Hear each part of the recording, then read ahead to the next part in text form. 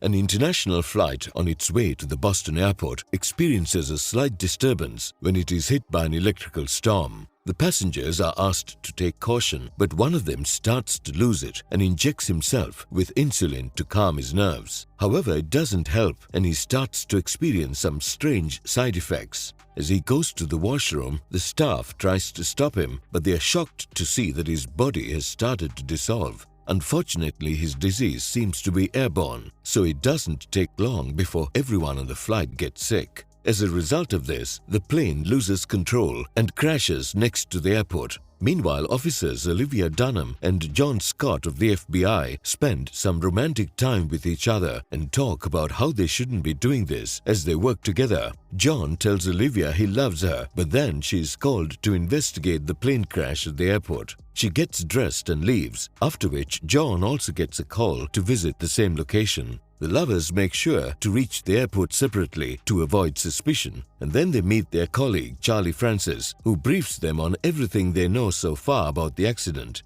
Now the team meets Homeland Security Special Agent Philip Broyles. He is shown to be very strict and orders the FBI agents to enter the infected plane only after they wear hazmat suits. However, he tells Olivia to stay outside as he seems to harbor some resentment towards her. Now the team makes its way inside the gruesome scene but aren't able to find any clues as to what might have caused the mutation. This surreal discovery causes everyone to work overtime in order to find some clues. In the middle of all this, Philip bullies Olivia into following cold leads, and we learn that he holds a grudge against her as she was the one who had put away his friend Sanford Harris for some despicable crimes. As she goes to inspect the lead, Olivia and John share an emotional moment where they declare their love for each other. The duo proceeds to check some trash cans and find some ammonia tubes inside. This prompts them to dig deeper, so they check some of the neighboring trailer rooms. They find a secret lab with animals that are being experimented on, so Olivia goes to call for backup.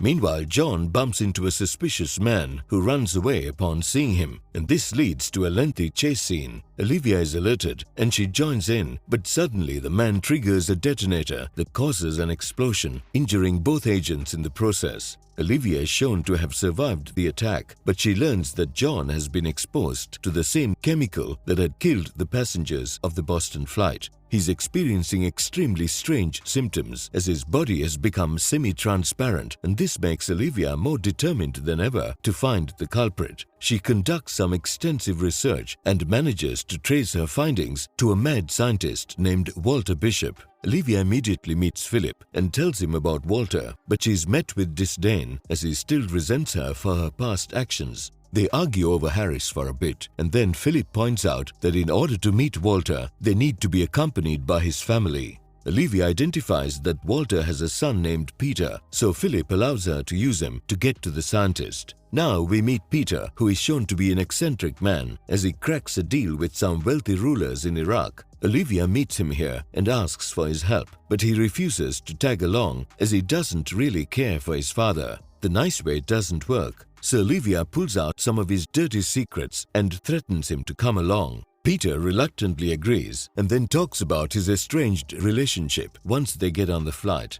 He doesn't think that Walter will be of much help as he was only concerned with the study of toothpaste, but Olivia reveals that he was actually part of a genetics team that worked on Fringe science, dealing with things like reanimation and mind control. The duo reaches Walter's institution, but Peter isn't interested in meeting him, so he doesn't come along. Now Olivia briefs the mad scientist on everything that has happened. He seems lost at first, but identifies John's condition to be tricky. Luckily, he mentions that the process can be reversed, as he had done similar experiments on lab animals. Olivia wants to know the solution, but Walter wants to see Peter first, so she convinces him to go meet his father. Peter reluctantly agrees and gets into an awkward reunion with his father and is finally inspected for diseases. Now Walter says that he needs to inspect John in order to offer his diagnosis, but he can't do so without Peter's approval and observation. Olivia pulls out the threats again, so Peter is forced to sign the papers and comes along for the ride. The three of them go back to the FBI lab, and on their way, they learn that Walter had shared a lab and worked with the owner of Massive Dynamics, William Bell. As Olivia reaches the lab, she asks Charlie to set up a meeting with William, and then Walter examines John's body. Despite Peter's hesitation, Olivia allows Walter to take a sample from the frothy skin, but he says that he can't examine it without his lab in the Harvard basement. Upon learning that the facility has now been shut down, Olivia meets Philip and gets him to approve the usage of the lab, despite his snide remarks. Walter is overjoyed to be back where he belongs, but he goes on to make some obscure demands that involve the use of a cow. However, Olivia figures he's their best bet, so the agents get him whatever he needs. Later, Peter tries to find out what dirt Olivia has on him, but she reveals that she was bluffing him because she was desperate to save her boyfriend. Anyway, Peter still decides to tell her that he owes money to a mafia boss named Big Eddie. After extensive analysis, Walter offers some hope to Olivia if they can find the culprit, but also mentions that John only has 24 hours to live. Olivia starts to panic, but then Walter offers her a chance to communicate with John and find out the suspect's identity by using electrical synapses mixed with a range of questionable drugs. Peter is dead against the idea, but Olivia agrees to it as she believes that John would have done the same for her. The experiment gets underway after Francis tells Olivia that it will take 48 hours to get to William as he's been evasive. He also suspects what's going on in the lab, but takes her word for it. Now Olivia is hooked up to the drugs and the synapses, after which she is put in a state of trance. Walter explains the process to the forensic investigator Astrid, and then they wait for a response.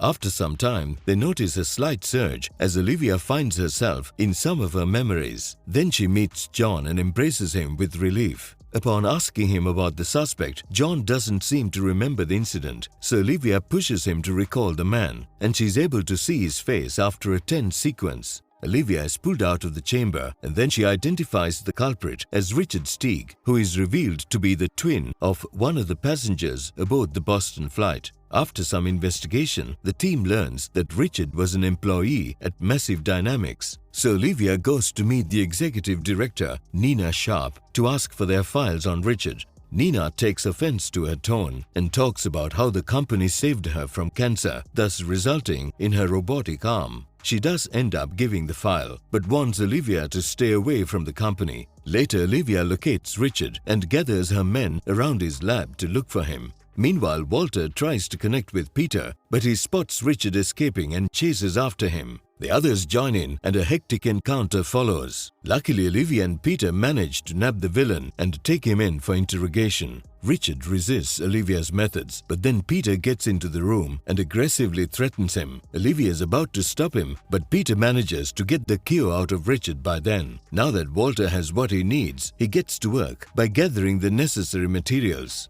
Later, Philip meets Olivia and thanks her for her outstanding work, but also tells her about an even more sinister plan that's in the works.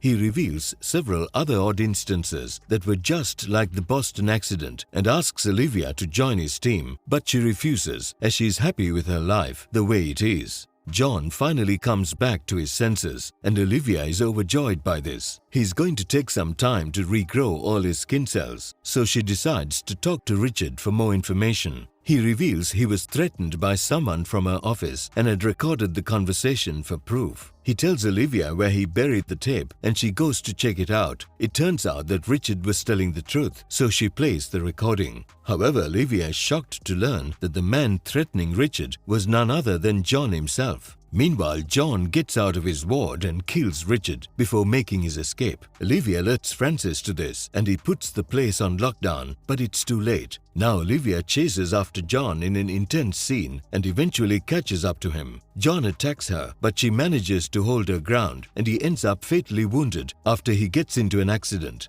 Olivia pulls him out of the car, but he dies after telling her to question why Philip asked her to join him. She's heartbroken to have lost the man she loved, and Francis tries to console her, but she decides to go back to the lab.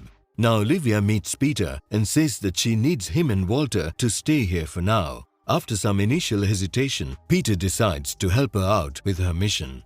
Later, John's body is taken to Massive Dynamics and Nina is told that he has been dead for 5 hours. That's good enough for her, so she tells her subordinate to take the body for further examination. And that's the end of part 1. Like, share, subscribe and comment if you want me to cover the rest of the series too. Also tap that bell icon and you'll get regular notifications. I'll see you later.